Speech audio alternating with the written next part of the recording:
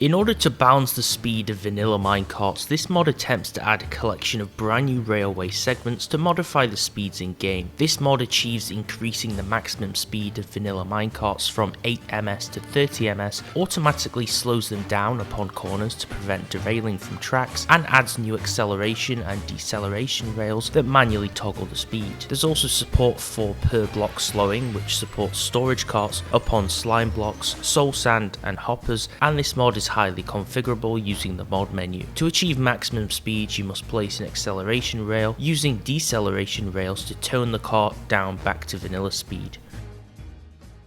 This mod introduces 9 brand new mobs with weird and wonderful abilities. Each of these mobs has a unique special move that makes it interesting in some way. Blaze wolves can set their targets on fire upon attack, which is great when they're your pet, which you can achieve by taming them using blaze rods. For an extra added punch, the new big brother of creepers, the ender creepers, will charge fast and hit hard, although slightly weaker in terms of explosion than standard creepers. Wolfmen are centaur-like humanoids spawning with swords that also drop them upon death. If you already hate Vexers, Vex piglins will be no better, as they're literally flying piglins from hell that are pretty freaky in groups, but a lot easier to hit than normal Vexers. Blending both blazes and creepers together is super deadly, and the blaze creeper will prove this, as it can fire flames as projectiles, as well as fuse and go boom when brushing up with it in close quarters. Spider llamas are freaky, creepy crawlies that spit poison fluid at the player and spawn in deserts. They look like a fancy dress costume gone wrong. Rabbit wolves can be tamed with bones and spawn in forests and are barking little rabbits, which is somehow less weird than what we've seen so far. Ghosts like phantom foxes spawn in taiga and ice biomes and can be tamed with chicken, but good luck catching them because they're super fast. If 1.17's wardens weren't imposing enough for you, enjoy meeting the warden dragon, a winged warden that's smaller and weaker technically, but more mobile, and they spawn in swamps.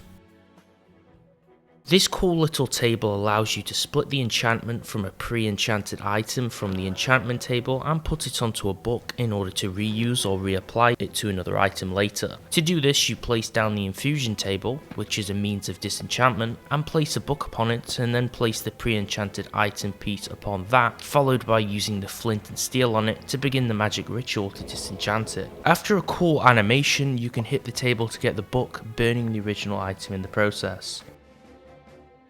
For some beautiful structures and dungeons, try the awesome dungeon mod for some structures containing monster spawners and chests within. The list of dungeons include the giant jungle tree, the abandoned oak palace, the better default jungle temple, the swamp temple, and the desert temple husk structures. But there's more, as you'll notice some new structures not on the original mod page's list, such as an awesome and amazing Asian style multi-level dojo temple. I'll show some of this footage in the background of the Asian temple, the swamp tower, and the amazing desert temple complex, which is more reminiscent of an ancient Egyptian architectural style. Many of these awesome new dungeons have multi-levels, and the towers are especially really cool, which go up for multiple levels and stories and have tons of different style floors with different monster spawns and loot on them. There's even small amounts of parkour and weird winding staircases which you'll encounter, which are different on each floor.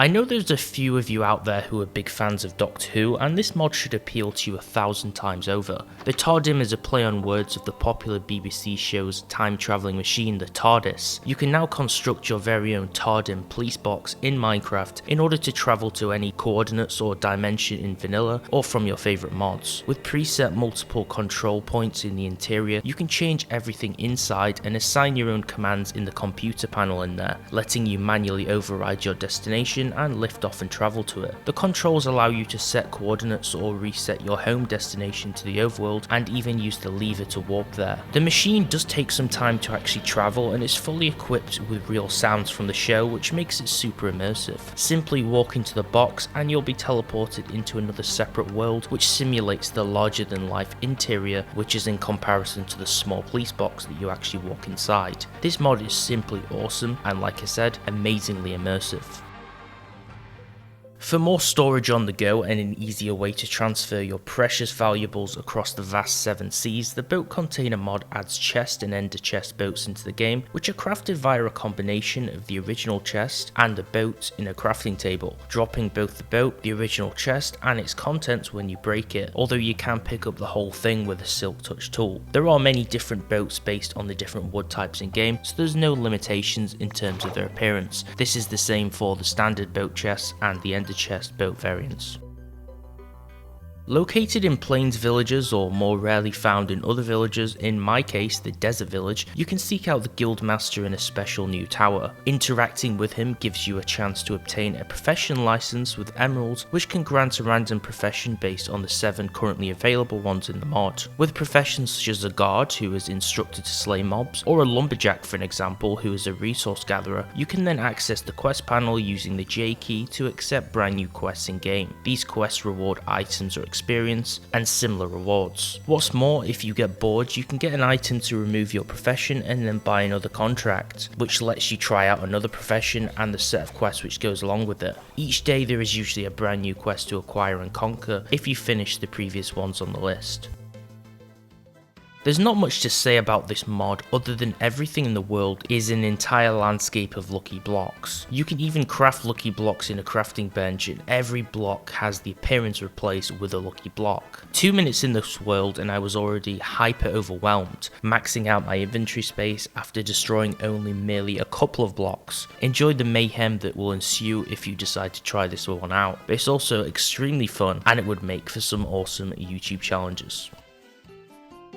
If Mojang decided to add a ton of new armor sets with weird and wonderful purposes, then I'm sure this would be the result. This isn't just another vanity mod which is for appearances. Each armor set actually has a unique purpose and perk, which is why it deserves showing off. The cactus armor is a prickly armor set that can hurt those around you, including those pesky villagers. Boat armor makes you completely buoyant, letting you physically walk on water like Jesus. Glowstone armor lets you illuminate in the dark to really stand out. Copper armor, perhaps the most useless armor here, is iron armor but slightly worse, but at least adds a new set based on the new block sets. Slime armor adds more bouncing to each of your jumps, letting you jump once and hop and bounce around with less jumps. Dragon breath armor gives you a huge gigantic boost when flying on elytra or swimming underwater, letting you be a real fish and having a ton of fun when swimming. Bedrock armor makes you look like the Rock and you're now invincible. Good job. Note block armor adds a musical sound to each of your steps. We get it, you play guitar.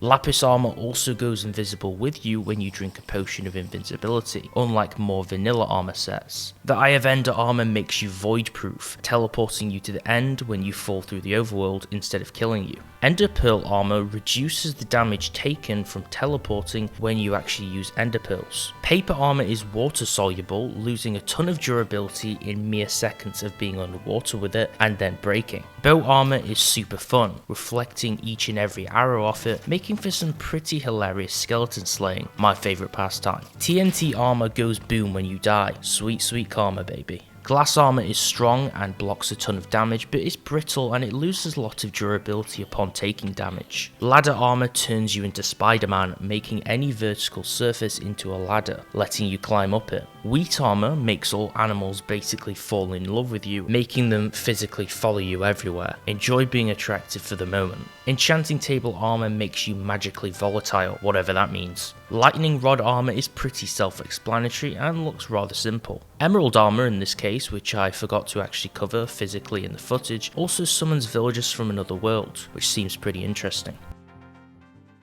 A pretty fresh world generation add-on based upon the original Hexlands mod, this one adds 2 new world type presets, Hexlands and Hexlands Overworld, with the latter not supporting the Nether. This spawns hexagonal based terrain generation shapes which are placed together, with each hex containing a single biome, with different types being bordered by walls to distinguish between them. This supports brand new biome mods automatically, and it has rather great support for data packs which change the world generation. This is a refreshing mod and and something very different, making everything so new and interesting and slightly strange. Some of the generation, especially with the waterfalls in my opinion, that drain from biomes into the ocean like some kind of sewerage, are really unique and awesome looking to see. And that concludes the top 10 1.17.1 mods for October. Let me know down below which was your favourite of these 10 mods, and like the video if you enjoyed it. Make sure to subscribe for more awesome Minecraft mods here every single week. Thanks for watching, and I'll see you next time.